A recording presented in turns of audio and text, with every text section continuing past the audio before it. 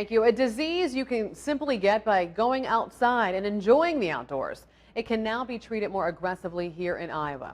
This comes after the House and Senate passed a bill allowing doctors to treat Lyme disease with methods recommended by health organizations other than the Centers for Disease Control and Prevention.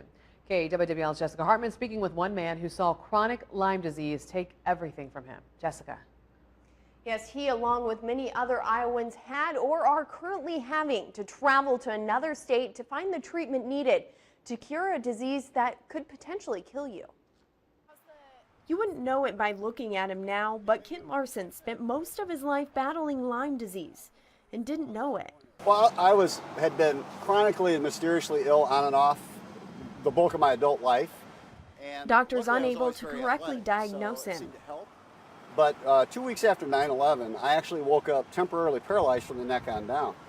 And the diagnosis they were giving me were, end of life type or accept your diagnosis. Kent's body wasting away from the disease. When my kids were 7 and 8 years old, I was in so much pain I thought I was going to commit suicide, and I decided that I was going to beat this damn thing. And I can't believe I'm going to be a granddad. Now healthy and fit thanks to a Missouri doctor's diagnosis, Kent's story one many in Iowa are facing because the current law doesn't allow for aggressive enough treatment.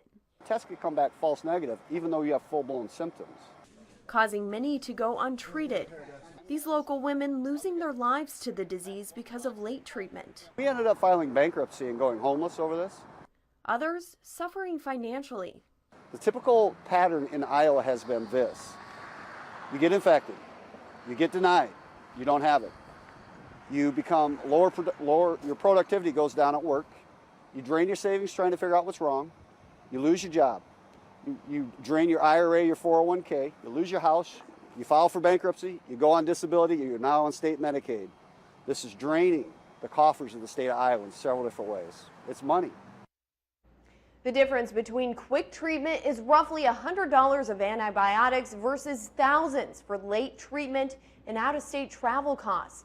The bill passed this week would allow doctors to treat symptoms of Lyme disease with a 90-day antibiotic if they are sure, despite a false testing, that the patient has Lyme disease.